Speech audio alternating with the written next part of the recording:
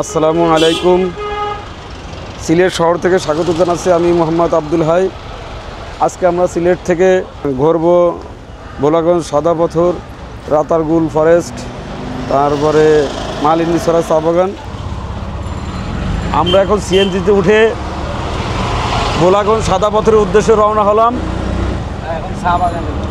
তারপরে মালিনীছড়া চা বাগান, রাতারগুল ফরেস্ট, তারপরে আরও কয়েকটা জায়গা ঘুরবো। এটা হলো সিলেট শহর।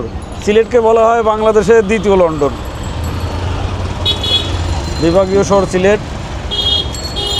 আমাদের ড্রাইভার ভাই খুবই ভালো। আপনার নাম কি ভাই? মুশারফ ভাই। মুশারফ ভাই সিএনজিতে আমরা যাচ্ছি।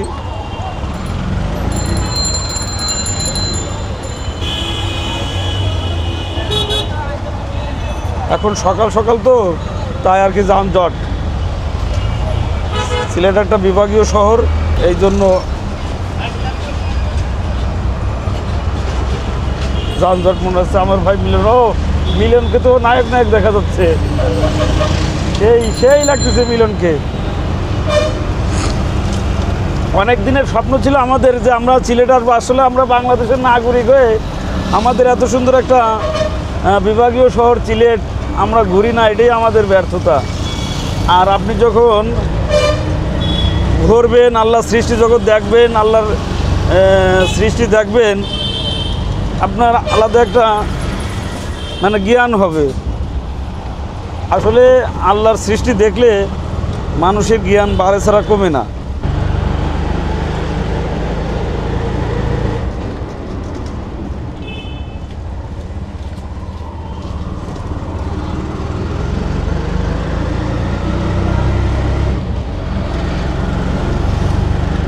মুশারফ ভাই, এই জায়গাটার নাম কি? বড় বাজার বলে এই জায়গাটা। আমরা সিলেট বড় বাজার হয়ে যাচ্ছি। আগে আমরা কোথায় যাব? চা বাগান। আমরা আগে মালিনীছড়া চা বাগানে যাব। তারপরে রাতারগুল। আমরা যে চা বাগানটা যাব সেটা এশিয়া উপমহাদেশের মধ্যে সবচেয়ে বড় বৃহত্তম চা বাগান।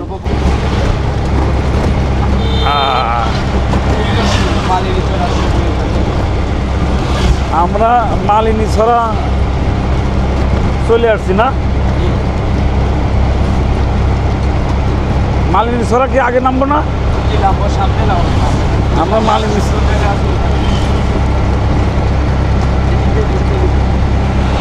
এই যে মালিনীছড়া চা বাগান।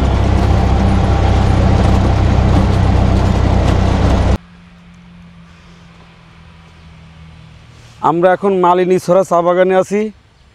এটা এশিয়া মহাদেশের মধ্যে সবচেয়ে বড় চা বাগান এই সিলেট। এই জায়গাটার নাম কি চাচা? এই জায়গাটার নাম কি? মালিনীছড়া। আপনি কি এখানে চাকরি করেন? কত বছর চাকরি করেন? 6-7 বছর। ও, এটা এশিয়া মহাদেশের সবচেয়ে বড় চা বাগান না? এটা তো সর্বপ্রথম শুরু হয় 1854 সাল, 1500 বিঘে একর জমির উপরে না? আমরা এখানে এক স্থানীয় চাচার সাথে গল্প করলাম। এই চা বাগানটা এশিয়া মহাদেশের মধ্যে সবচেয়ে বড় চা বাগান। এটা 1854 সালে 1854 সালে এই চা বাগানটা করা হয়। 1500 একর জমির উপরে সর্বপ্রথম এই চা বাগানটা করা হয়। লোকজনই তো দেখিনি, হাঁটু এমনিতে যায়। চা বাগানটা ভাই সেই চা বাগান, দেখেন চা বাগানটা কি বলবো।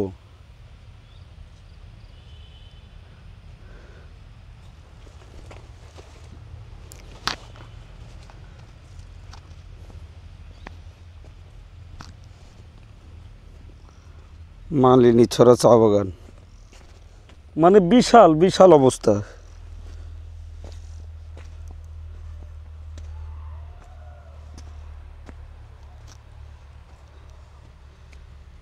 হাঁটু সামনে যায়।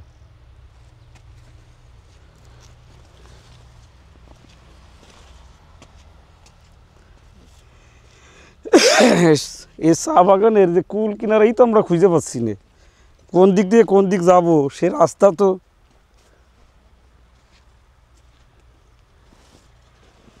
মানে ভাই রে ভাই, কি যে বলবো, তা বলার মতো কায়দা নাই। যে চা বাগানে আমরা আছি এই চা বাগানে এ তো কুল কিনারা খুঁজে পাচ্ছি না, মানে বিশাল এক উল্লিগুল্লি অবস্থা।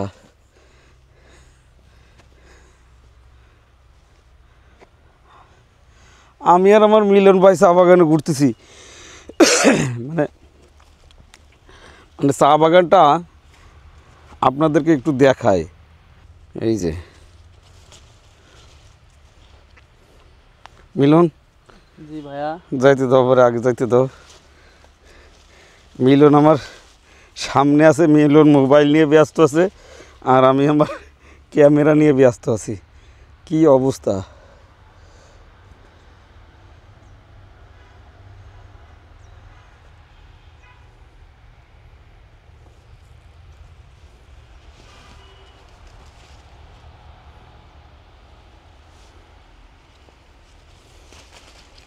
আসলে না ঘুরলে বোঝা যায় না যে আল্লাহর সৃষ্টি কত সুন্দর। এ ঘুরলে পরা সব কিছু বোঝা যায় যে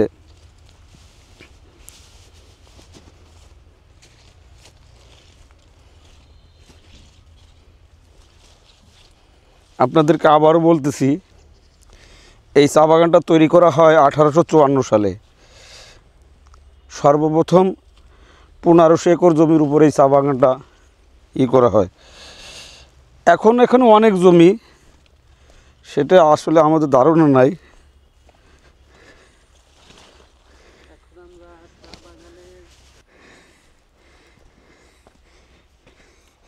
এখানে বলে আবার জোকও আছে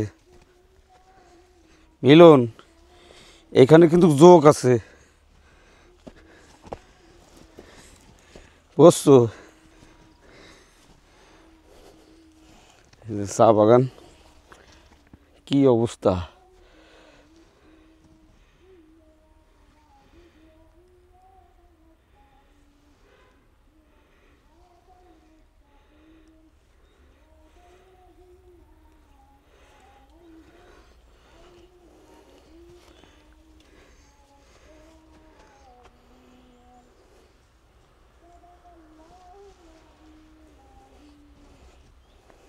আজকে মানুষ একটু কম, মানে এই চা বাগানে আসার অনেক রাস্তা আছে। আমরা যে রাস্তা দিয়ে আসছি এইখানে একটু মানুষ কম, কিন্তু অন্য অন্য সাইড দিয়ে আবার মানুষ বেশি। এটা তো বিশাল বাগান, তাই আর কি।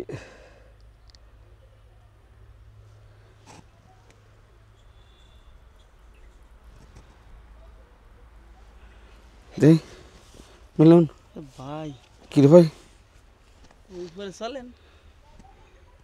কি অবস্থা তাই না? ওই উপরে চলেন, উপরে না গেলে তো ইতিহাস বন্ধ হয়ে যাবে। মিলন আবার বলতেছে যে ভাই উপরে চলেন, উপরে যদি না যায় তাহলে বলে ইতিহাস বন্ধ হয়ে যাবে। তা মিলন জি ভাইয়া। সাবধান, এইসব জায়গাতে কিন্তু সাপও থাকতে পারে, ঠিক আছে? অবশ্যই ঠিক, এই জন্য একটু স্বাভাবিক। সতর্কতা অবলম্বন করতে হবে, ঠিক আছে? দেখে দেখে হাঁটতে হবে। তুমি আমার দিক খেয়াল রাখবে, আমিও তোমার দিক খেয়াল রাখবো, ঠিক আছে মিলন? আচ্ছা ওকে। একটু জুম করে আপনাদেরকে দেখাই যে কি অবস্থা।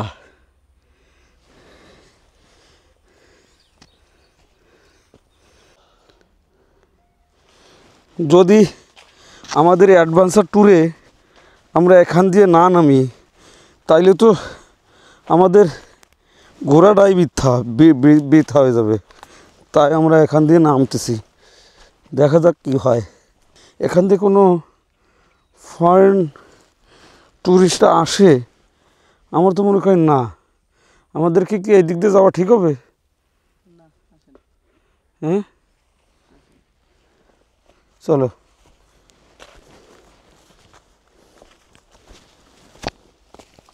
আমরা ওই দিকে যাবো না। ওদিক দিয়ে ব্যাক করলাম, অনেক ভয়ানক জায়গা। অনেক ভয়ানক জায়গা, রিস্ক নেওয়া আসলে ঠিক হবে না, অপরিচিত জায়গা। তারপরে হলো পাহাড় এলাকা, এমনি তো ঘন জঙ্গল, তারপরে পাহাড়ি এলাকা, অপরিচিত জায়গা, রিস্ক নেওয়া কোনো অবস্থায় ঠিক হবে না। তাই আমরা ব্যাকে যাচ্ছি। ব্যাকে যাইতাম না যদি মিলন না বলতো, সব দোষ মিলনের উপর দিয়ে দিছি।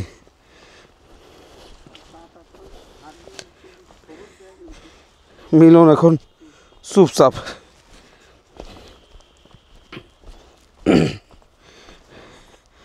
ওঠার সময় রিক্স, নামার সময় রিক্স, সব সময় রিক্স। আমরা কি ভুল চলে আসলাম নাকি?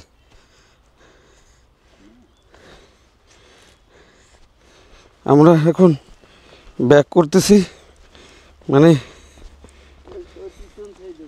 হ্যাঁ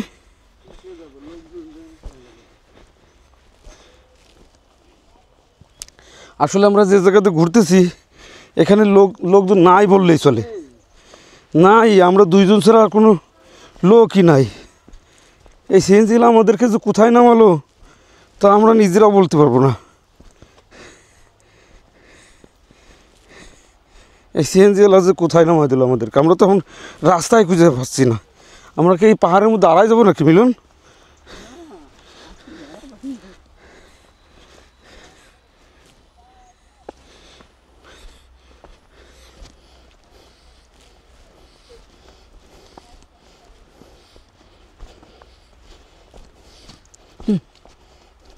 লোক দেখা গেছে কিছু আছে। ওই যে কিছু লোক দেখা যাচ্ছে।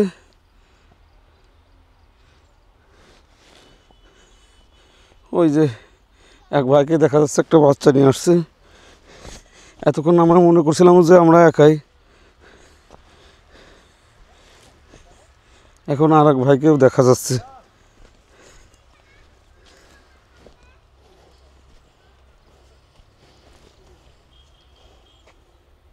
অনেক বড় এখানে। হ্যাঁ, এই গাছ কি গাছ? ওদিকে সামনে আগাবা, চলো সামনে একটু আগাই। আমরা আবার আর এক রাস্তা দিয়ে সামনে একটু আগাচ্ছি।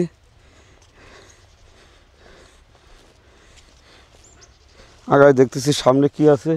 আসলে চা বাগানটা এত বড় যে সারাদিন ভরেও যদি আপনি চা বাগানের শেষ খোঁজার চেষ্টা করেন তাইলে খোঁজা আপনার দ্বারা মুশকিল হয়ে দাঁড়াবে। কারণ এত বড় এরিয়া, আপনি ঘুরতে ঘুরতে একসময় আপনি নিজেই দুর্বল হয়ে যাবেন, যেরকম আমরা দুর্বল হচ্ছি। তাই বলে মনে করেন না যে আমরা দুর্বল, আসলে ঘুরতে ঘুরতে আমরা দুর্বল হয়ে যাচ্ছি। ওরা আমাদের জায়গায় যদি আপনারাও হন, আপনারাও দুর্বল হয়ে যাবেন। আমি জুম দিয়ে একটা জিনিস আপনাদেরকে দেখাই, যে দেখেন কি অবস্থা, কোথায়, মানে যেরকম পাহাড় সেরকম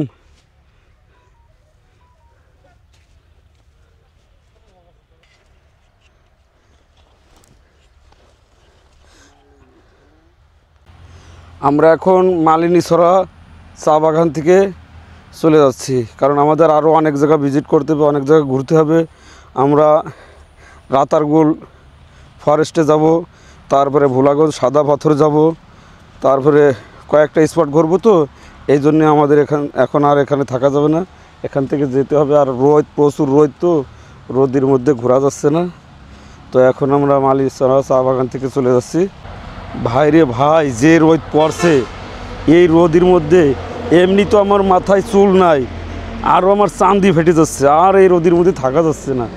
এখন আমাদের এখান থেকে যাইতেই হবে। আমাদের সিএনজি ভাই এই যে আমাদের জন্য অপেক্ষা করতেছে। আমরা ভাই এখন কোথায় যাব? এখন আমরা যাব রাতারগুল ফরেস্ট। ইনশাল্লাহ আল্লাহ যদি নেয়।